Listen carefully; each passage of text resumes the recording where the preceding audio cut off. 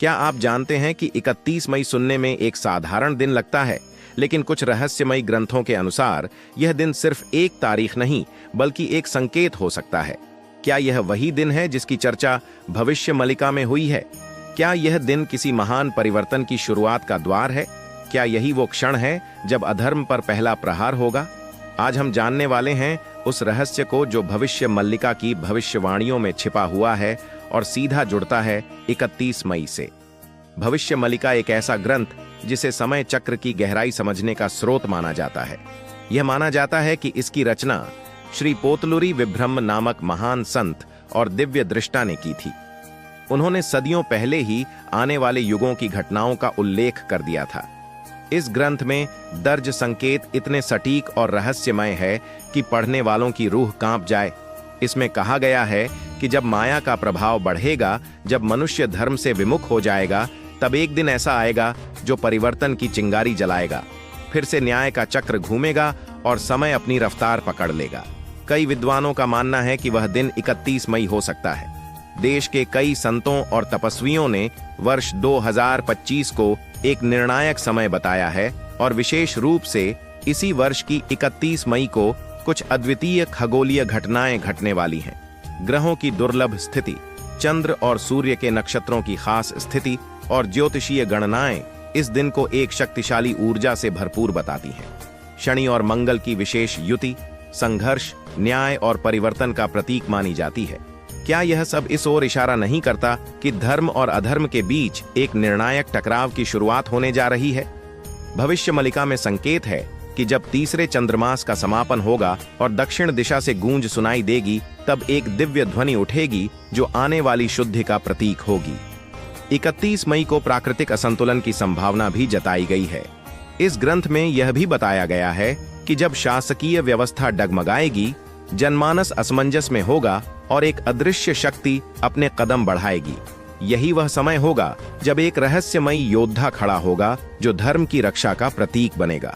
यह दिन सिर्फ एक तारीख नहीं बल्कि एक संकेत बन जाएगा।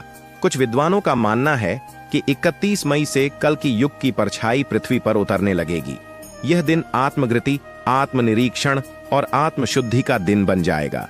यदि आप वर्तमान पर नजर डालें तो हर ओर अशांति है, युद्ध की आशंकाएं हैं, आचरण में गिरावट दिख रही है, मौसम असामान्य है और मानसिक अस्थिरता बढ़ रही है। क्या यह वही संकेत हैं जिनका वर्णन भविष्य मलिका में है? क्या एक नई चेतना उदित होने को है? इस दिन साधना करें, ध्यान करें, हनुमान चालीसा या विष्णु सहस्त्र नाम का पाठ करें, स्नान करके शुद्ध रहें और अपने कर्मों पर विचार करें। इस दिन जागने वाले सुरक्षित रहेंगे, पर जो सोते रहेंगे वे समय के थप्पड़ों में खो जाएंगे। संभावना है कि 31 मई 2025 वही दिन हो जिसकी ओर संकेत किया गया था। हो सकता है यह दिन मानवता को एक नई दिशा दे, लेकिन याद रखें, परिवर्तन का आरंभ बाहर नहीं, भीतर होता है। क्या आप इस चेतावनी को समझने के लिए तैयार हैं, या आप भी बाद में यह सोचेंगे, काश समय रहते चेत गए होते? अगर आपको यह विचार सच्चा और सार्थक लगता है तो इस संदेश को अपने परिवार और मित्रों के साथ जरूर साझा करें, क्योंकि 31 मई अब भविष्य की भविष्यवाणी नहीं, वर्तमान की दस्तक बन चुका है। 31 मई 2025, क्या यह कलयुग का अंतिम सूर्यास्त होगा? क्या समय यही रुक जाएगा? क्या सदियों पहले की भविष्यवाणियां अब साकार होने लगी हैं? संतों ने जिन युगों तक प्रतीक्षा की, क्या वह घड़ी अब आ गई है? यह दिन सामान्य नहीं है। इसे लेकर अब हजारों निगाहें टिक गई हैं, कुछ भय में, कुछ श्रद्धा में। भविष्य मलिका एक दिव्य ग्रंथ जिसे श्री जगन्नाथ जी की प्रेरणा से महान संत अच्युतानंद दास ने लिखा था। उसमें वर्णन है कि कलयुग के अंत से पहले एक ऐसा दौर आएगा जहां अराजकता और अधर्म फैल जाएगा, और फिर एक दिन ऐसा आएगा जब सब कुछ थम जाएगा। अब संत, तांत्रिक और ज्योतिषी एक मत हो चुके हैं। 31 मई 2025 पर उनकी दृष्टि स्थिर हो चुकी है।